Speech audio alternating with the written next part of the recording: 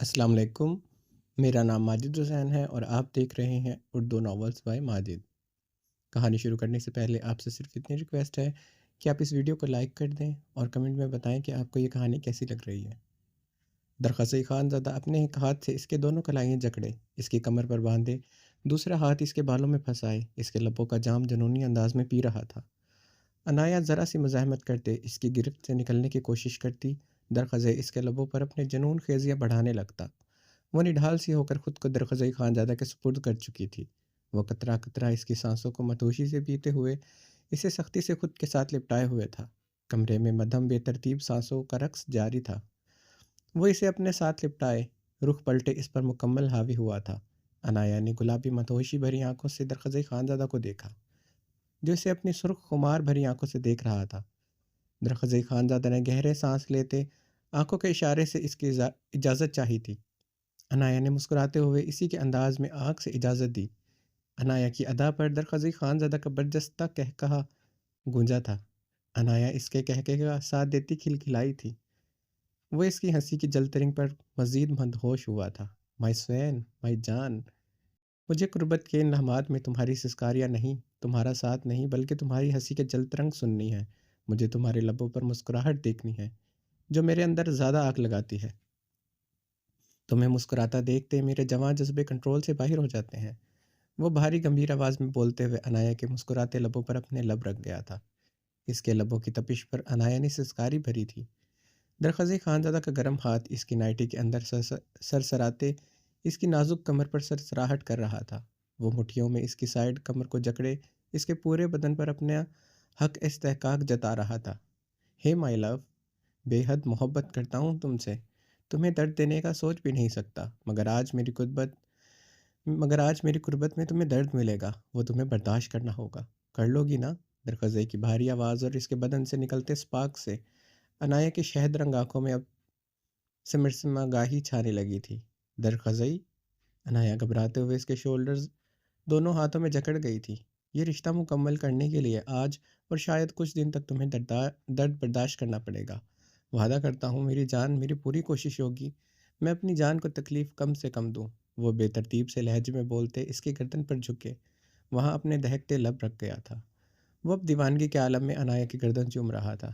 عنایا اور درخزئی خانزادہ کی سانسیں بے ترتیب ہو چکی تھی۔ آئی ایم سوری مائی سوین، میں اپنے وعدے پر قائم نہیں رہ سکوں گا۔ تم میری دیوانگی میرا جنون ہو۔ میری قربت میں تمہاری سسکاریوں کی گونج وقت کے ساتھ ہر لمحہ بڑھیں گی۔ میں تمہارے لیے جتنا مرضی سافٹ ہو جاؤں، مگر قربت کے دوران تم اپنے خانزادہ کو جنونی پاؤ گی۔ تمہاری بے پناہ خوبصورتی مجھے سافٹ رہنے نہیں دے گی۔ وہ اس کی نائٹی کے اسٹریپ نیچے کھسکاتے اس کی برہنہ گہرائیوں اور شولڈر پر دانت تک گاڑنے لگا۔ عنایا کی سانسیں مزید بے ترتیب ہونے لگی تھی۔ وہ اس کے وجود سے نائٹی اتارتے اس پر جھکا تھا۔ یکدم وہ جھٹکا کھا کر پیچھے ہوا۔ درخزئی خانزادہ نے عنایا کو سرخ سوالیہ نگاہوں سے دیکھا۔ وہ بے تحاشا سرخ ہوتے اپنا نچلا لب بے دردی سے دانتوں تلے کچل رہی تھی۔ اس کا شرم سے چہرہ خفت سے سرخ ہوا تھا۔ درخزئی تکیے پر گہرے سانس لیتے آنکھیں موند گیا تھا۔ عنایا اٹھتے خفت زدہ چہرے کے ساتھ اپنی سلیو لیس نائٹی پہننے لگی۔ اپنا گاؤن پہنتے وہ بیڈ سے نیچے اتری ہی تھی کہ درخزئی اس کے کلائی نرمی سے کھینچتے اسے اپنے سینے پر گرا گیا۔ عنایا خفت و شرم سے درخزئی کی برہنہ چٹانی سکس پیک سینے پر لپٹے آنکھیں سختی سے میچ گئی تھی۔ درخزئی خانزادہ اس کے بالوں کو گدی سے جکڑے اس کا چہرہ اپنے مقابل کر گیا۔ عنایا کی آنکھوں میں دیکھتے خفت سے نظریں جھکا گئی تھی۔ پہلے کیوں نہیں بتایا سوین؟ اتنا آگے بڑھ کر کیوں میری جان لیتی ہو؟ جانتی ہو میری کیا حالت ہو رہی ہے؟ درخزئی خانزادہ نے اس کے خفت زدہ سرخ چہرے کو گہری نگاہوں سے دیکھتے کہا۔ اتنے قریب آ کر خود پر قابو پانا اس کے لیے بہت مشکل ہو رہا تھا۔ اگر وہ مضبوط اعصاب کا مالک نہ ہوتا وہ ہر حد سے گزر جاتا، مگر وہ جتنا بھی مضبوط اعصابوں کا مالک سہی، مگر عنایا کے معاملے میں نہیں تھا۔ اس کے بغیر رہنا اب اس کے لیے مشکل ہی نہیں ناممکن ہو رہا تھا۔ میں بتانا چاہتی تھی درخزئی، پہلے آپ سن ہی نہیں رہے تھے، پھر پتہ نہیں کیوں مجھے کیا ہوا تھا، میں آپ کو خود سے دور نہ کر سکی۔ میں چاہتی تھی آپ یہ سب کریں۔ وہ معصومیت سے بولتے یکدم اپنا نچلا لب دانتوں تلے دبا گئی تھی۔ عنایا کی بات پر درخزئی خانزادہ کا بلند و بانگ قہقہا گونجا۔ عنایا خفت و شرم سے مزید سرخ ہوتے درخزئی خانزادہ کی گردن میں منہ چھپا گئی تھی۔ درخزئی محظوظ ہوتے اسے اپنی باہوں میں سختی سے قید کر گیا۔ ہے سوین، اس میں شرمانے کی کیا بات ہے؟ اگر میں تمہیں دیکھ کر دن رات بہک سکتا ہوں تو میں سوچ سوچ کر پاگل ہو سکتا ہوں، اور میں تو 1000 بار تمہارے ساتھ اپنے خوابوں میں یہ سب کر چکا ہوں جو ابھی تک لائیو نہیں کر سکا۔ تم بھی یہی چاہتی ہو تو اس میں شرم کی کیا بات ہے؟ درخزئی خان زیادہ بھاری آواز میں بولتے اس کے بالوں کو گدی سے جکڑے، اس کی شہد رنگ آنکھوں میں اپنی آنکھیں گاڑ گیا تھا۔ آپ تو بے شرم ہیں درخزئی، میں نہیں۔ انایا اس کے چٹانی سینے پر انگلی پھیرتے ہوئے آہستگی سے بولی۔ آہستہ آہستہ تمہیں بھی بے شرم بنا دوں گا میری جان، میرے سوائن۔ وہ مسکراتے اس کی ناک کی ٹپ پر اپنی انگلی رکھ گیا۔ کتنے دن کی دوری رہ گئی؟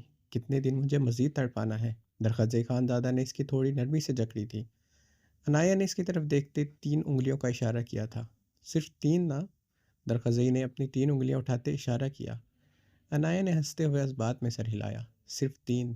درخزئی نے پھر سے یقین دہانی چاہی۔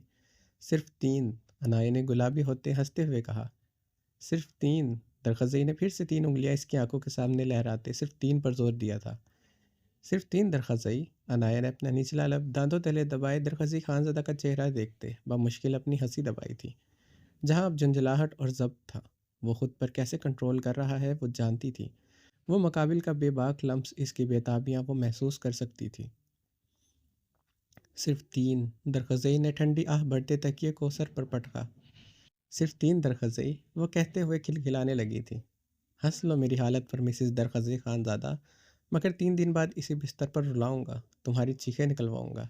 درخزئی نے انایا کو دیکھتے جھنجھلاتے کہا تو انایا کی ہنسی تھمی تھی۔ آپ مجھے ڈرا رہے ہیں درخزئی؟ انایا روحان سی ہوئی تھی۔ اسے سچ میں درخزئی خان زادہ سے خوف آتا تھا، اس کی شدتوں کا سوچ کے اور زیادہ آتا تھا۔ ابھی تو مجھے بہت نرمی سے چھو رہا تھا، اس نے کبھی اسے سختی سے نہیں چھوا تھا، اس کے حساس حصوں کو وہ بہت نرمی سے چھوتا تھا۔ تمہیں ڈرنا بھی چاہیے مائی سوین، 3 دن بعد تمہاری نازک جان مجھے برداشت نہیں کر سکے گی۔ وہ اسے تکیے پر پٹکتے اس پر مکمل حاوی ہوا۔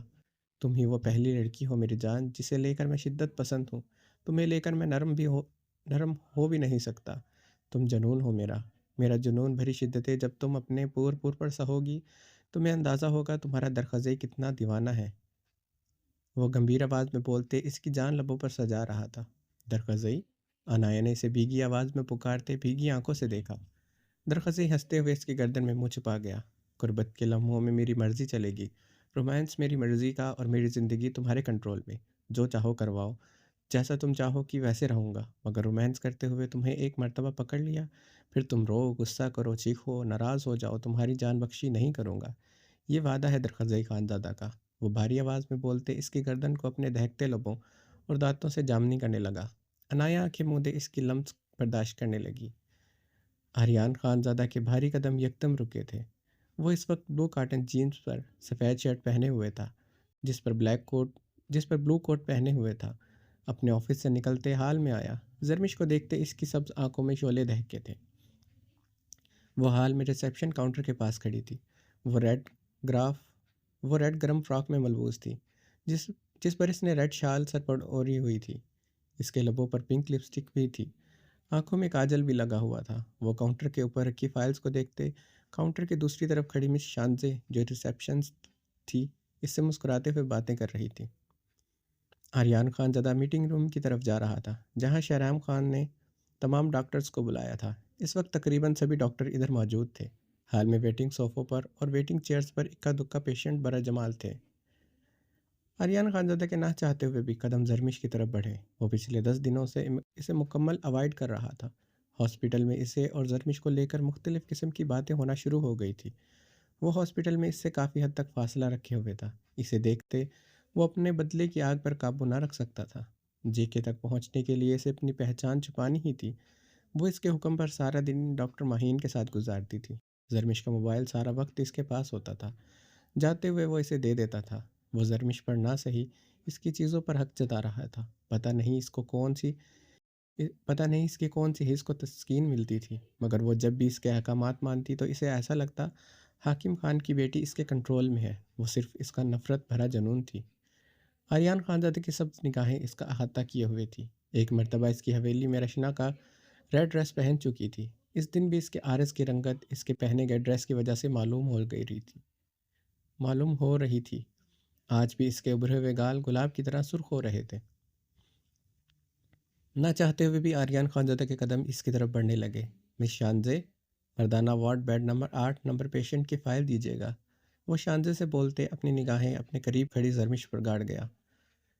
بلڈی تھرسٹ بیسٹ اس کو اتنے دنوں بعد اپنے قریب دیکھتے زرمش نے اپنے قدم نامحسوس انداز میں دوسری طرف بڑھائے۔ آریان خانزادہ کی نگاہیں اب ریسیپشن ڈیسک پر موجود فائل پر تھیں، مگر تمام تر احساسات اس نازک وجود کی طرف تھی جو مسلسل اپنے قدم دوسری طرف بڑھا رہی تھی۔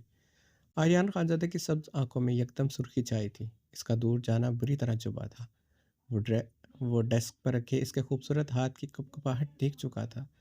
وہ اس سے ڈر کر اس سے دور ہو رہی تھی۔ یہ بات اسے تسکین کی جگہ عجیب سی چبھن میں مبتلا کر رہی تھی۔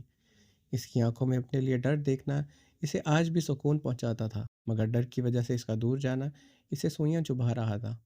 اوکے ٹھیک ہے، میں دیکھتا ہوں بعد میں، وہ شانزے سے مسکراتے ہوئے کہتے میٹنگ روم کی جانب لمبے لمبے قدم بڑھاتا چلا گیا۔ جازل لغیاری کو سامنے آتے دیکھ آریان خانزادہ کی سبز آنکھوں میں شرارے سے دہکے تھے۔ وہ سفید جینس پر بلیک شرٹ پہنے ہوئے تھا۔ شرٹ کی آستینیں اس نے کوہنیوں تک فولڈ کیے ہوئے تھے۔ اس کی سفید رنگت ہیزل گرے آنکھیں، بلند قامت و قد، وہ بے حد پرکشش پرسنالٹی رکھتا تھا۔ ڈاکٹر جازل اغیار لغیاری نے رکتے ہوئے آریان خانزادہ کو آنکھ ماری۔ آریان خانزادہ نے اپنی پچھلی گردن سہلاتے بامشکل خود پر ضبط کیا۔ ڈاکٹر اغیار لغیاری مسکراتے ہوئے آگے بڑھ گیا۔ آریان خانزادہ کے میٹنگ روم کی جانب بڑھتے قدم رک گئے تھے۔ آریان خانزادہ نے پلٹتے ہوئے جازل لغیاری کو دیکھا جو زرمش کے مقابل آ کھڑا ہوا تھا۔ مس زرمش، آپ کے گال پر کیا لگا ہے؟ جازل اغیار لغیاری کی آواز پر آریان خانزادہ کی سانسوں میں آگ دہکی تھی۔ کیا لگا ہے ڈاکٹر جازل؟ زرمش کی بات پر آریان خانزادہ کو اپنے خون میں ابال اٹھتے محسوس ہوا۔ مس زرمش، لگتا ہے آپ کا کاجل پھیل گیا ہے، لائیں میں صاف کر دیتا ہوں۔ جازل اغیار لغیاری زرمش کو بنا کوئی موقع دیے اس کے خوبصورت گال پر لگے کاجل کو اپنے انگوٹھے کے پور سے رب کر گیا۔ آریان خانزادہ جیسے پاگل ہوا تھا۔ ابھی اس نے جازل اغیار لغیاری کو زرمش کے گال کو ٹچ کرتے دیکھا نہیں تھا، اسے صرف سنائی دے رہا تھا۔ زرمش کا نازک وجود ڈاکٹر جازل اغیار لغیاری کے چوڑے وجود کے آگے چھپا ہوا تھا۔ آریان خانزادہ کی رنگت سرخ قندار ہو چکی تھی۔ اس کے بازو کے مسلز اتنی تیزی سے پھولے تھے کہ آریان خانزادہ کو اسی لمحے اپنا کوٹ اتارنا پڑا تھا۔ جازل لغیاری نے مسکراتے ہوئے ڈیش بورڈ سے ٹیک لگائے، مسکراتے ہوئے آریان خانزادہ کو دیکھا۔ اس نے ایک بار پھر سے آریان خانزادہ کو آنکھ ماری تھی۔ زرمش کی نگاہ یکدم آریان پر پڑی۔ ڈاکٹر جازل کی وجہ سے پہلے وہ آریان خانزادہ کو دیکھ نہ سکی تھی، اب وہ اس کے سامنے کھڑا تھا۔ اس کی سبز آنکھوں میں وحشت اور سرخی دیکھتے وہ ڈاکٹر جازل سے کئی قدم دور ہوئی تھی۔ ڈاکٹر جازل اغیار لغیاری کا بلند و بانگ کہا گونجا تھا۔ وہاں بیٹھے پیشنٹ مس شانزے اور زرمش نے حیرانگی سے ڈاکٹر جازل اغیار لغیاری کو بلند و بانگ کہا لگاتے دیکھا۔ وہ ڈائس کے ساتھ ٹیک لگائے آریان خانزادہ کو آنکھ مارتے بلند کہہ لگا رہا تھا۔ آریان خانزادہ جازل اغیار لغیاری کو سلکتی سرخ نگاہوں سے گھور رہا تھا۔ زرمش پریشانی سے ڈاکٹر آریان خانزادہ کو دیکھتے ڈاکٹر جازل اغیار لغیاری کے بلند و بانگ کہے سن رہی تھی۔ ڈاکٹر اغیار لغیاری نے آریان خانزادہ کو آنکھ مارتے ہوئے اپنے گھنے بالوں میں انگلیاں پھیری۔ آریان خانزادہ اس کے بازو میں ٹیٹو کو اب گہرے سانس لیتے سرخ آنکھوں سے دیکھ رہا تھا، جس پر ایک ڈریکولا کا ٹیٹو کندہ ہوا تھا۔ اس پر جے کے لکھا دیکھ آریان خانزادہ اپنی مٹھیاں پیچھے سر نفی میں ہلا گیا تھا۔ اس کی بند مٹھیوں کی کڑکڑاہٹ وہاں بیٹھے سب کو سنائی دے رہی تھی۔ ڈاکٹر جازل اغیار لغیاری نے آریان خانزادہ پر اب اپنی سرد آنکھیں گاڑتے انگلیوں سے پسٹل بناتے فائر کا اشارہ کیا۔ آریان خانزادہ تیز تیز قدموں سے ڈاکٹر اغیار لغیاری کے قریب آتے رک گیا تھا۔ Save it if you can, but you can because you can't. Understand? جی کے وانٹس۔ وہ آریان خانزادہ کے قریب اس کے کان میں سرگوشی کرتے وہاں سے لمبے لمبے ڈاک بھرتا چلا گیا تھا۔ جے کے آریان خانزادہ کے لبوں سے بے آواز جنشی کی۔ دوسرے لمحے آریان خانزادہ تیزی سے اپنے آفس کی طرف بڑھا۔ اپنے آفس میں داخل ہوتے آریان نے لیپ ٹاپ آن کیا، جہاں اس کی حویلی کا ہر منظر آیا تھا۔ شازمہ خان اور رشنا کو لاؤنج میں بیٹھے دیکھ اس نے گہرا سانس لیتے موبائل سے اپنے پرسنل گارڈ کا نمبر ملایا۔ رحمان، مینشن کے باہر سیکیورٹی مزید ٹائٹ کر دو، حویلی کے جنگل میں مجھے سیکیورٹی چاہیے۔ موم اور رشنا کسی قیمت پر حویلی کے اندر سے باہر نہ آئیں۔ وہ سختی سے فون پر ہدایت دیتے فون بند کر چکا تھا۔ جازل اغیار لغیاری جے کے ہے، وہ بے یقین ہوتے سر نفی میں ہلاتے ٹیبل پر اپنے دونوں ہاتھ جما گیا۔ اس کی سب سرخ آنکھیں گلاس ونڈو سے نظر آتے پہاڑوں پر جمی تھیں۔ جے کے اتنی آسانی سے کیسے اپنی پہچان ریویل کر سکتا ہے؟ آریان خان زادہ گہری سانس لیتے اپنی سرخ آنکھوں کو اب غیر مروی نقطے پر جمائے ہوئے تھا۔ جے کے کتنا خطرناک تھا یہ وہی جانتا تھا۔ اتنا بڑا انڈر ورلڈ ڈان سوات کے ہسپتال میں ڈاکٹر بنا ہوا تھا۔ آریان خان زادہ لب بھینچے ہوئے تھا۔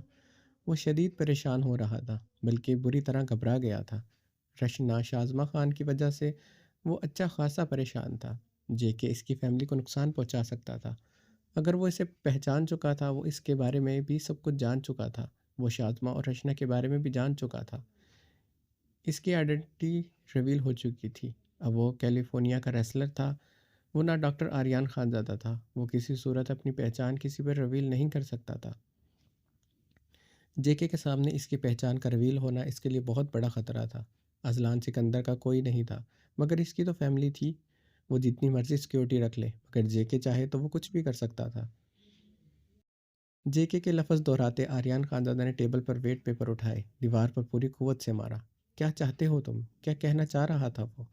آریان خان زادہ ٹیبل پر مکہ مارتے ہوئے دھاڑا۔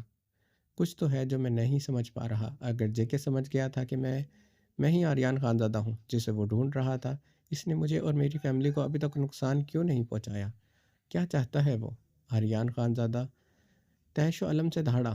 مس خان!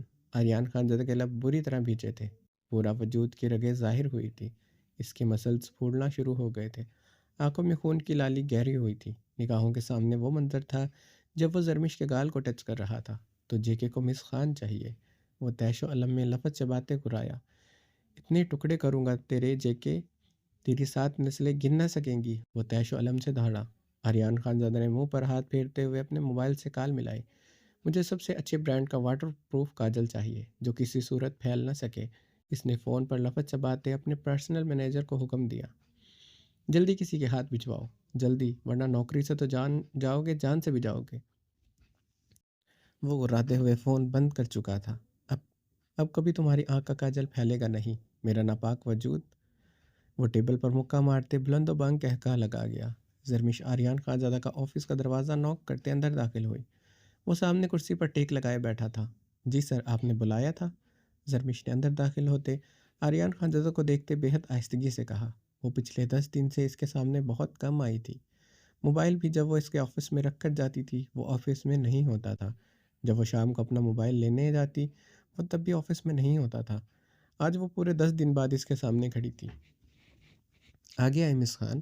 آریان خان زادہ کے نرم لہجے پر زرمش نے پریشانی سے اس کی طرف جلدی سے ہونک زدہ ہوتے قدم بڑھائے۔ وہ اتنی نرمی سے کبھی بات نہیں کر سکتا تھا۔ ٹیبل کے پاس رکتے زرمش نے سوالیہ نگاہوں سے اس کی سبز آنکھوں میں جھانکا۔ مقابل کی سرد نگاہ پر زرمش کی ریڑھ کی ہڈی میں سرد لہر اتری تھی۔ یہ لو۔ آریان خان زادہ نے اسے گھورتے ہوئے ٹیبل پر رکھا پیکٹ اس کی طرف پھینکا۔ زرمش نے وہ پیکٹ دیکھتے آریان خان زادہ کی طرف سوالیہ نگاہوں سے پریشانی سے دیکھا۔ کھولو اسے۔ آریان خان زادہ کے حکمیہ لہجے پر زرمش نے کپ کپاتے ہوئے وہ پیکٹ اٹھاتے ہوئے کھولا۔ پیکٹ میں کاجل کو دیکھ وہ حیران ہوئی تھی۔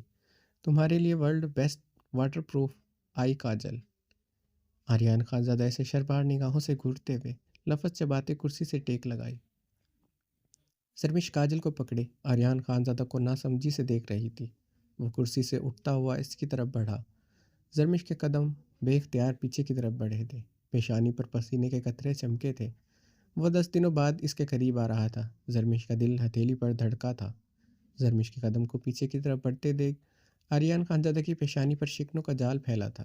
وہ اس کی طرف بڑھتے اسے کلائی سے جکڑے اپنے سامنے کھینچ گیا۔ زرمش اس کے چوڑے سینے سے ٹکراتے ٹکراتے بچی تھی۔ آریان خان زادہ کی سرد سرخ نگاہیں اس کے عارض پر تھیں جسے جے کے نے چھوا تھا۔ آریان خان زادہ نے اسے بازو سے جکڑے اپنے قریب کیا۔ زرمش کے چوڑے سینے پر ہاتھ جمائے اسے پریشانی سے دیکھ رہی تھی۔ آنکھیں نہیں جھپکنی چاہیے مس خان، ان آنکھوں سے مجھے سخت نفرت ہے، نوچ ڈالوں گا میں اسے۔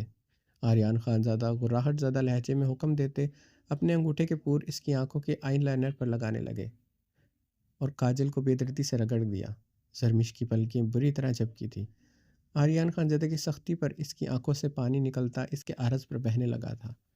آریان خان زادہ نے اسے سرد سرخ نگاہوں سے گھورتے اس کی دوسری آنکھ سے بے دردی سے کاجل ریموو کیا۔ زرمش نے جلن سے سسکاری بھری تھی۔ بہت ہی گھٹیا کاجل ہے یہ تو، ڈاکٹر جازل کو یہ تمہارے گال پر لگا دکھ گیا، مگر صبح مجھے نہ دکھ سکا۔ وہ اس کی شفاف ہیزل گرے آنکھوں کو دیکھتے استہزائیہ مسکرایا تھا۔ پتہ نہیں کیسے وہ پھیل گیا کاجل، مجھے نہیں پتہ چلا۔ زرمش نے اس کی سبز آنکھوں میں دیکھتے بھیگے لہجے میں کہا، تمہارے کس گال کو چھوا تھا ڈاکٹر جازل نے؟ آریان خان زادہ نے جبڑے بھینچے استفسار کیا۔ دائیں گال، زرمش نے ڈرتے ہوئے کہا۔ آریان کی خوفزدہ نگاہیں دائیں گال پر تھیں۔ اٹھاؤ یہ کاجل اور لگاؤ، وہ گھرایا۔ گال پر لگاؤں؟ زرمش نے کاجل پکڑے معصومیت سے استفسار کیا۔ وہ اپنی شربار نگاہیں اس کے گال پر گاڑے ہوئے تھا۔ اتنی معصوم ہو نہیں جتنی بنتی ہو۔ وہ اس کے معصوم نکوش اور اس کے معصومیت پر دانت پیس گیا تھا۔ کہاں لگاؤں؟ زرمش نے بھیگے لہجے میں استفسار کیا۔ آنکھوں میں مس خان، آنکھوں میں۔ آریان خان زادہ نے غصے سے دانت کچکچائے تھے۔ زرمش نے اسبات میں سر ہلاتے، کپ کپاتے ہاتھوں سے کاجل کی پینسل اپنی آنکھوں میں لگانے کی کوشش کی، مگر اس کے ہاتھ بری طرح کانپ رہے تھے۔ آریان بہت قریب کھڑا اسے دیکھ رہا تھا۔ مرر نہیں ہے، کیسے لگاؤں؟ زرمش نے بھیگے لہجے میں روحان سے ہوتے ہوئے کہا۔ آریان خان زادہ اسی لمحے اسے کلائی سے پکڑے واش روم کی طرف بڑھا۔ زرمش اس کے ساتھ کھچتی ہوئی گئی تھی۔ لو اب لگاؤ۔ وہ واش روم میں داخل ہوتے اسے مرر کے آگے کھڑا کر گیا تھا۔ زرمش نے گہری سانس لیتے اپنے پیچھے کھڑے آریان خان زادہ کو دیکھا، جو اسے سرد سرخ نگاہوں سے گھور رہا تھا۔ زرمش کے کانپتے ہاتھ سے ایک آنکھ میں وہ مشکل ہی کاجل لگاتے آریان خان زادہ کی طرف دیکھا۔ دوسری آنکھ میں بھی لگاؤ، وہ مرر میں اس کے بے حد خوبصورت ہیزل گرے آنکھوں کو گہری نگاہ سے دیکھتے سرد لہجے میں بولا۔ شال اس کے سر سے سرکتی کندھوں پر تھی، اس کے خوبصورت سلکی چاکلیٹی براؤن بال کمر پر تھے۔ اس نے اپنے بالوں کو سینٹر سے پنس لگا کر باقی بالوں کو کھلا چھوڑ رکھا تھا۔ اس کے بدن سے بہت تیز مہک بھی اٹھ رہی تھی، جو اس کے جسم سے اٹھتی کستوری مہک نہیں تھی۔ اس مہک میں آج مصنوعی خوشبو شامل تھی۔ آریان خان زادہ نگاہیں اس کی پشت پر گڑی تھی۔ فراک بےحد سٹائلش تھا اور کمر پر فٹنگ میں تھا۔ آریان خان زادہ کی نگاہ اب اس کے کانوں سے لٹکے ریڈ چھوٹے چھوٹے آویزوں پر تھی۔ وہ آج ضرورت سے زیادہ تیار ہوئی تھی۔ زرمش مرر میں دیکھتے کپ کپاتے ہاتھوں سے دوسری آنکھ میں کاجل لگا رہی تھی۔ آریان خان زادہ کی دہکتی نگاہیں اس کے وجود کا احاطہ کیے ہوئے تھیں۔ اتنی تیار کس خوشی میں ہوئی ہو؟ آریان خان زادہ نے اپنی شرٹ کے اوپری دو بٹن کھولتے لفظ چباتے شعلہ بار لہجے میں پوچھا۔ اس کے بدن کی اتنی تیز مہک آریان خان زادہ سے برداشت نہیں ہوئی تھی۔ لالا نے کہا تھا شام کو تیار رہو، مجھے بھابھی بچوں کو آج ڈنر پر باہر لے جائیں گے۔ زرمش نے مرر میں آریان خان زادہ کو دیکھتے بمشکل جواب دیا تھا۔ اچھا؟ آریان خان زادہ اچھا پر خاصا زور دیتے اس کے قریب ہوا۔ زرمش کی سانسیں رکی تھی۔ وہ اس کی طرف بڑھتے اس کے دونوں اطراف سے وینٹی کو جکڑے اسے محصور کر چکا تھا۔ مجھے پتا تھا تمہارا لالا بغیرت ہے، مگر آج پتہ چلا وہ اچھا خاصا بغیرت ہے۔ ڈنر پر جانے کے لیے اپنی بہن کو اتنا تیار ہونے کو کہا ہے۔ آریان خان زادہ اس کی طرف جھکتے اس کے کان میں پھنکارا۔ وہ ریڈ فراک میں اس وقت شعلہ جوان لگ رہی تھی، بے حد خوبصورت۔ وہ جانتا تھا وہ باہر آتے جاتے چہرہ نہیں ڈھانپتی۔ زرمش کی اتنی تیاری اس کے اندر بھانبڑ سے جلا چکی تھی۔ میرا لالا بغیرت نہیں ہے۔ زرمش نے اس کی سلگتی سانسیں اپنے کان پر بکھرتے محسوس کرتے مرر میں اس بلڈ تھرسٹ بیسٹ کی آنکھوں میں دیکھتے سپاٹ لہجے میں کہا۔ وہ جواب دینے کے بعد اپنی سانسیں روکے ہوئے تھی۔ اس کے روانی سے بنا ڈر بولنے پر آریان خان زادہ کے لبوں سے فلک شگاف کہا برآمد ہوا تھا۔ وہ اپنی سانس روکے ہوئے اس کے زیریک نگاہیں محسوس کر چکی تھی۔ وہ اسے بازو سے جکڑے اس کا چہرہ اپنے مقابل کر گیا۔ زرمش اسے بھیگی خوفزدہ نگاہوں سے لمبا سا سانس کھینچتے ہوئے دیکھ رہی تھی، مگر اس کی خوفزدہ نگاہوں میں شرارے سے تھے۔ حیدر خان کے خلاف کچھ بھی وہ نہیں سن سکتی تھی۔ وہ بغیرت ہی ہے۔ اتنے دن میرے پاس رہی، تمہیں دیکھ کر لگتا تو نہیں اس نے تم سے کچھ کہا ہے، ورنہ اسے تو تمہیں زندہ زمین میں گاڑ دینا چاہیے تھا۔ آریان خان زادہ اس کی کاجل لگی آنکھوں میں برفیلے لہجے میں پھنکارا۔ ہر مرد بلڈ تھرسٹ بیسٹ وحشی درندہ نہیں ہوتا۔ کچھ مرد میرے لالا جیسے بھی ہوتے ہیں، محبت کرتے ہیں، اعتبار کرتے ہیں مجھ سے۔ زرمش اس کی آنکھوں میں دیکھتے لرزتے لبوں سے بولی۔ ہر مرد بلڈ تھرسٹ بیسٹ اس لیے نہیں ہوتا کیونکہ اسے بلڈ تھرسٹ بیسٹ بنایا نہیں جاتا۔ تمہارا باپ حاکم خان اور رائنا خان نے بنایا آریان خان زادہ کو وحشی درندہ۔ وہ اسے کندھوں سے جکڑے جھنجھوڑتے ہوئے گرا اٹھا تھا۔ اعتبار تم پر حیدر خان کو اعتبار ہے تم پر حیدر خان کو، اچھی بات ہے، مگر تم نے کیا کیا؟ سڑک پر بکھرے ہولیے میں اپنے جسم سے اتری چادر کے ساتھ برستی بارش میں ساحر ساحر پکار رہی تھی۔ ساحر میرا، وہ حلق کے بل چیخی تھی۔ وہ اس کا جبڑا دبوچے، اس کے لفظ حلق میں گھوٹ گیا۔ چیخنا مت، اور ساحر کا نام میرے سامنے کبھی بھی اپنے لبوں پر مت نکالنا۔ میں قسم کھاؤں گا کہ تمہارے ٹکڑے ٹکڑے کرنے کی۔ وہ پھولتی رگوں کے ساتھ دھاڑا۔ مقابل کے لبوں سے ساحر کا نام سنتے وہ پاگل ہو جاتا تھا۔ آج بھی ہوا تھا۔ جب تم مجھے سڑک پر ملی تھی تو تمہیں دیکھ رائنا خان یاد آئی تھی۔ وہ بھی برستی بارش میں بکھرے ہولیے میں واپس آئی تھی۔ دیکھو تم رائنا خان کی بیٹی نکلی۔ کہتے ہیں خون کا بڑا اثر ہوتا ہے، جیسا باپ ویسا بیٹا، جیسی ماں ویسی بیٹی۔ وہ اس کا جبڑا ایک جھٹکے سے چھوڑتے ہوئے دروازے کی طرف بڑھا۔ دروازے کی طرف بڑھتے اس کے قدم رکے تھے۔ تم حیدر خان کے ساتھ آج ڈنر پر باہر نہیں جاؤ گی، اور اسے بھی کنوینس کرو گی کہ وہ ڈنر پر باہر کہیں نہ جائے۔ آریان خانزادہ نے بنا پلٹے سخت لہجے میں حکم دیا۔ میں آپ کی بات نہ مانوں تو؟ زرمش ہذیانی ہوتی روتے ہوئے بولی، پھر آج رات میں تمہیں اغوا کر کے اپنی حویلی لے جاؤں گا اور تمہیں اپنے ٹائیگر کے سامنے باندھ دوں گا۔ آریان خانزادہ نے پلٹتے ہوئے اطمینان سے کہا، ایسے کیسے؟ زرمش نے روتے ہوئے ہچکی لی تھی۔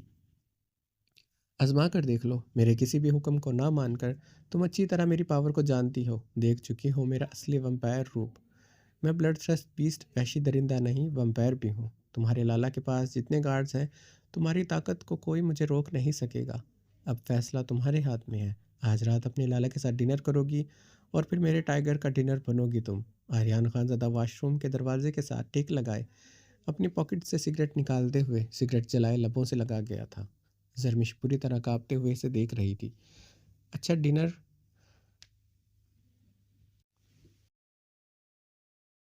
اچھا ڈنر کرنا، تاکہ میرا ٹائیگر تمہارا ڈنر کرتے ہوئے انجوائے کر سکے۔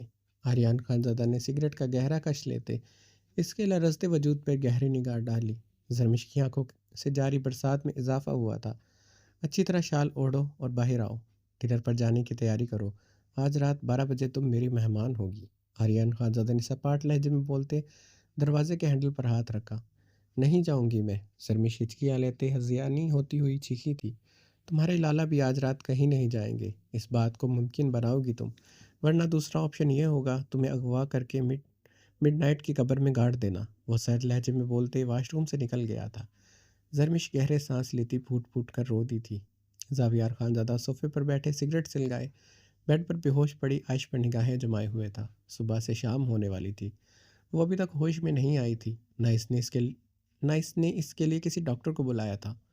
وہ لیپ ٹاپ پر کام کرتے گاہے بگاہے اس پر نگاہ ڈال لیتا تھا۔ اپنا ناشتہ اس نے کمرے میں ہی منگوا لیا تھا۔ زاویار خان زادہ نے لیپ ٹاپ پر نگاہیں دوڑائے، اب بری طرح جبڑے بھینچے ہوئے تھا، پیشانی پر شکنوں کا جال ابھرا ہوا تھا۔ تبانہ خانم کو کبھی اس نے روتے ہوئے نہیں دیکھا تھا، مگر ارتضیٰ خان کے بعد ان کے آنسو خشک نہیں ہوتے نہیں دیکھے تھے مگر ارتضیٰ خان کے بعد ان کے آنسو خشک ہوتے نہیں دیکھے تھے۔ اپنی بہن کو زمر خان کو کمرے سے نکلتا نہیں دیکھا تھا۔ اس کی حویلی ایسی تو نہیں تھی۔ ارتضیٰ خان ہوتا تھا، پوری حویلی میں کہوں کی برسات ہوتی تھی۔ تبانہ خانم کی ہنسی کی جھنکار، آلیان خان اور ارتضیٰ خان کی کہے، زمر خان کے نخرے دکھاتے چیخنا، زاویار خانزادہ کے اندر کا قہر سامنے لیٹے ہوش و خرد سے بیگانہ نازک وجود پر بڑھتا جا رہا تھا۔ اس کی زندگی کا سب سے بڑا پچھتاوا وہ اذان ملک کو زندہ جانے دینا تھا، مگر جرگے کے فیصلے نے اس کے پیروں میں زنجیریں ڈال دی تھی۔ وہ جرگہ ختم ہونے کے بعد اذان ملک کو جان سے مارنے کے لیے ڈیرے پر گیا تھا، مگر آلیان خان پہلے اسے وہاں سے نکال کر لے جا چکے تھے۔ انہیں اس کی فطرت پتہ تھی، وہ اذان ملک کو چھوڑے گا نہیں۔ جن جرگوں میں وہ اور آلیان خان ونی ہونے کے فیصلے کرتے تھے، آج بات خود پر آئی وہ کیسے انحراف کر سکتے تھے۔ وہ سردار ہوتے ہوئے مجبور ہو گیا تھا۔ رضا خان اور مصطفیٰ ملک نے ایڑی چوٹ کا زور لگایا، مگر اذان ملک کو بچانے کے لیے۔ آج زاویار خان زدہ کو ونی رسم سے سب سے زیادہ نفرت تھی، جب وہ خود اس سے گزرا تھا۔ جس انسان نے اس کے بھائی کا قتل بے دردی سے کر دیا، اسے گولی مار کر اس کی گاڑی کھائی سے نیچے پھینک دی، اور وہ انسان آزاد تھا۔ زاویار خان زدہ کا اندر باہر جل رہا تھا، سینے میں جلتی آگ کسی طور پر ٹھنڈی نہیں ہو رہی تھی۔ وہ صوفے سے اٹھتا عائش کی طرف بڑھا، سائڈ ٹیبل سے پانی کا جگ اٹھائے اس نے بے دردی سے عائش پر پھینکا۔ عائش کے سوجے ہوئے پیپٹوں نے حرکت کی تھی، اس نے اپنی متروم نیلی آنکھیں بمشکل کھولی تھی۔ اپنے سامنے کھڑے زاویار خانزادہ کو دیکھتے وہ ہراساں ہوتے اٹھ کر بیٹھتے۔ بیڈ گراؤنڈ میں سمائی تھی، اس کا انگ انگ کمزوری، سردی، بے تحاشا خوف اور جسم میں اٹھتے درد سے لرز رہا تھا۔ زاویار خانزادہ کی آنکھوں کی سرخی کو دیکھتے وہ مزید خوفزدہ ہوئی تھی۔ زاویار خانزادہ کی اس کے قریب بیٹھتے، اس کے دونوں اطراف میں ہاتھ رکھ گیا تھا۔ عائش کی نیلی آنکھوں میں درد اور خوف کی رمق گہری ہوئی تھی۔ فنگر پرنٹس کی رپورٹ آ چکی ہے، زاویار خانزادہ برفیلے لہجے میں بولتے اس کی آنکھوں میں اپنی چاکلیٹی براؤن سرخ ہوتی آنکھیں گاڑ گیا تھا۔ زاویار خانزادہ کی بات پر عائش کی رنگت بہت تیزی سے زرد ہوتے سفید ہوئی تھی، جسے اس کے جسم کا سارا خون ایک لمحے میں کسی نے کھینچ لیا ہو۔ دوسرے فنگر پرنٹس اسی کی انگلیوں کے تھے، وہ جانتی تھی۔ اذان سے پسٹل اسی نے چھین کر وہیں پھینکی تھی۔ اس وقت اسے گھبراہٹ میں کچھ سمجھ نہیں آیا تھا، وہ خود ہی وہ ثبوت ادھر پھینک آئی تھی۔ زاویار خانزادہ کی زیر ایک نگاہیں اس کی آنکھوں میں شدید خوف چھاتے اس کا زرد ہوتا رنگت دیکھ لی تھی۔ وہ رات سے ایسے ہی زرد ہو رہی تھی۔ خوف تو رات سے اس کی نیلی آنکھوں میں رچ بس گیا تھا، مگر جس طرح اس کے چہرے کا رنگ سفید پڑا تھا، یہ دیکھتے زاویار خانزادہ کی آنکھوں میں قہر وحشت چھائی تھی۔ ابھی میں نے رپورٹ دیکھی نہیں، نہ میں ابھی دیکھنا چاہوں گا۔ زندگی میں پہلی مرتبہ زاویار خانزادہ کو کسی پر ترس آیا تھا۔ وہ اس کی نیلی آنکھوں میں دیکھتے گرایا۔ جانتی ہو کس پر آیا ہے مجھے ترس؟ زاویار خانزادہ کے سوال پر عائش نے جلدی سے سر نفی میں ہلایا۔ اپنے بھائی کی قاتل کی بہن پر۔ وہ اس کے گال پر جھکے اپنی سلگتی سانسیں چھوڑتے پنکارا تھا۔ عائش نے کرب میں ڈوبی سسکاریاں بھری تھی۔ اس کی سلگتی سانسوں پر عائش کے عارض میں درد کی ٹیسیں اٹھ رہی تھی۔ اب میرا شک ٹھیک ہوا، تمہارا فنگر پرنٹ میچ ہوئی تو تمہارا بہت برا حال کروں گا۔ یہ پہاڑ تمہاری چیخوں سے تھر تھر اٹھے گا۔ ابھی تمہاری یہ کنڈیشن نہیں کہ تم میری سزا سہ سکو۔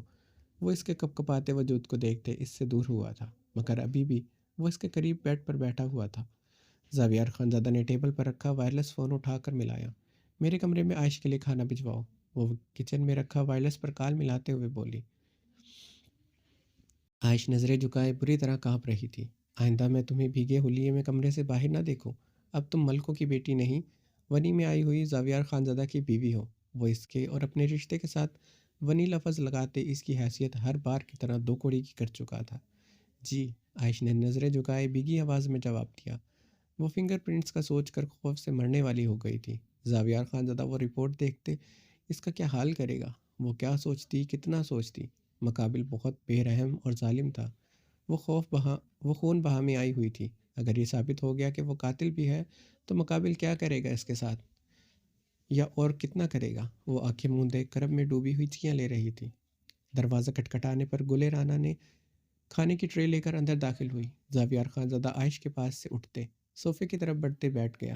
گل رانا ٹرے عائش کے سامنے رکھتے اسے بھیگی ترحم انگیز نگاہوں سے دیکھتے اس کے سامنے کھڑی ہو گئی۔ جاؤ یہاں سے، زاویار خانزادہ گل رانا کو وہیں کھڑا دیکھ غصے سے بولا۔ جی خان۔ گل رانا جلدی سے کمرے سے چلی گئی تھی۔ اپنے سامنے رکھی ٹرے کو دیکھ رہی تھی۔ عائش اپنے سامنے رکھی ٹرے کو دیکھ رہی تھی جس میں 2 روٹیاں اور ایک پلیٹ میں کوئی سبزی تھی۔ یہ کھانا دیکھتے عائش کے لبوں سے سسکاریاں نکلی تھی، یعنی اس کے اوقات ملازماؤں کو بتا دی گئی تھی۔ ان 10 دنوں میں اسے ایسا کھانا نہیں دیا گیا تھا جو اسے آج دیا گیا۔ وہ کھانے پر اپنی بھیگی نگاہیں ٹکائے ہوئے تھی۔ مقابل کی شدتیں، اس کے تھپڑوں نے اس کے اندر باہر نقاہت زدہ کر دیا تھا۔ اسے اس کھانے کی ضرورت تھی، مگر یہ کھانا نہیں، اس کی اوقات تھی جو اس کے حلق سے اترنے والا نہیں تھا۔ زاویار خانزادہ صوفے پر بیٹھا بغور اس کے تاثرات دیکھ رہا تھا۔ کھاؤ، وہ یکدم دھاڑا تھا۔ عائش اس کی دھاڑ پر رستے جلدی سے چھوٹے چھوٹے لقمے لیتے کھانے لگی۔ زاویار خانزادہ صوفے سے ٹیک لگائے سگریٹ کے کش لینے لگا۔ عائش کھانا ختم کرتے سائڈ ٹیبل پر رکھتے کراؤن کے ساتھ ٹیک لگائے آنکھیں موند گئی تھی۔ کھانا جیسا بھی تھا، مگر اسے کھا کر اس کی جان میں جان آئی تھی۔ اسے اب سمجھ آئی تھی، زندہ رہنے کے لیے تو صرف کھانے کی ضرورت ہوتی ہے، چاہے کچھ بھی ہو۔ کمبل لے کر میرے پاس آؤ، زاویار خانزادہ کے حکم پر وہ لرزتے ہوئے آنکھیں کھول گئی۔ وہ صوفے پر سر ٹانگیں پھیلائے سگریٹ کے گہرے کش لیتے سر کے نیچے کشن رکھے ہوئے تھا۔ عائش لرزتے ہوئے اسے دیکھ رہی تھی۔ اس کے پاس جانے کی ہمت نہ تھی۔ وہ اپنے پاس ٹیبل پر پڑا گلاس اٹھائے پوری قوت سے دیوار پر مار گیا تھا۔ گلاس بیڈ وال پر آ کر لگا تھا۔ عائش کی فلک شگاف چیخ बरामद हुई थी। डरो मत, तुम्हें नहीं मारा। अगर तुम्हें मारना होता मेरा निशाना कभी ना चूकता।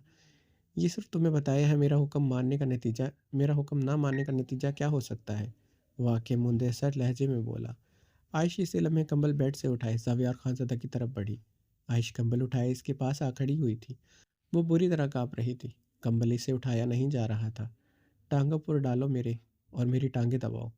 ज़ावियार खानज़ादा के हुक्म पर इसकी आंखों से आंसू लहू बरकर बरसे थे। आयश कंबल ज़ावियार खानज़ादा की टाँगों पर डालती इसकी टाँगों की तरफ बैठी थी। वो अपने पाँव इसकी गोद में रख गया था। वो अपने कँपकँपाते हाथों से इसके पाँव दबाने लगी। ज़ावियार खानज़ादा सिगरेट के गहरे कश लेते, आँखें मूंदे हुए था। वो चकराते वजूद के साथ इसकी टाँगें दबा रही थी। लगता है आज से पहले किसी के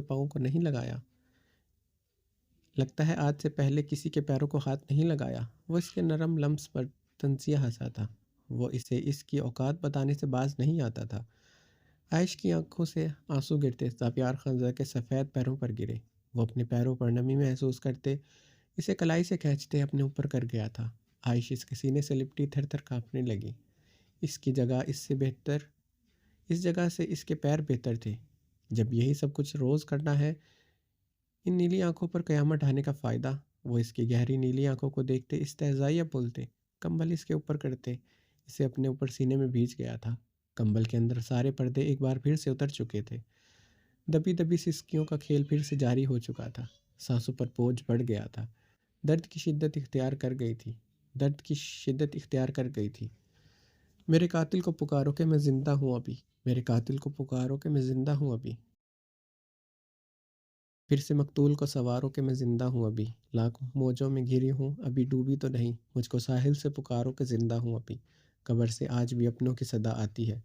तुम कहाँ हो मेरे प्यारों के ज़िंदा हूँ अभी।